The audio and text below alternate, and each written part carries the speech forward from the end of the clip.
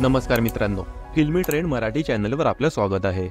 मित्रांनो, झी मराठी वाहिनीवरील नवरी मिळे हिटलरला या मालिकेचा कथानक अत्यंत रंजक वळणावर येऊन पोहोचला आहे। एजीला लीलाच्या सर्व इच्छा पूर्ण करायच्या आहेत आणि तिची प्रत्येक इच्छा कशी पूर्ण होईल याची खात्री करण्याचा तो ठरवतो।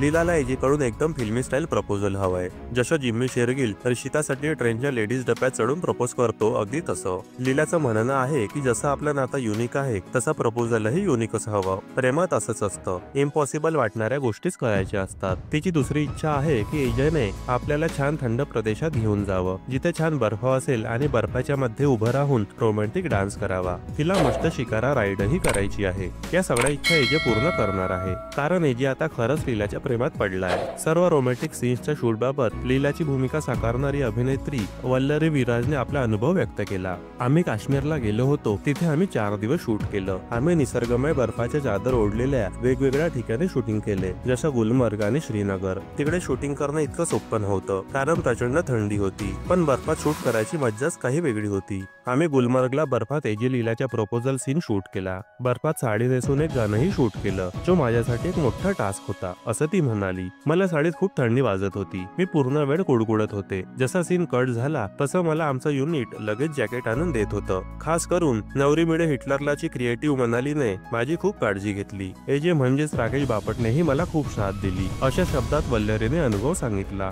जेव्हा मी ते स्क्रीनवर पाहिलं तेव्हा माझी उत्सुकता आणखी वाढत गेली। आम्ही दाल लेकला शिकारामध्ये बसूनही शूट केलं, तोही एक छान अनुभव होता। हे सगळं स्क्रीनवर बघताना प्रेक्षकांना एक वेगळाच अनुभव मिळणार आहे। काश्मीरला शूट करण्याचा हा अनुभव सदैव माझ्या स्मरणात राहील, असं वल्लरी म्हणाली।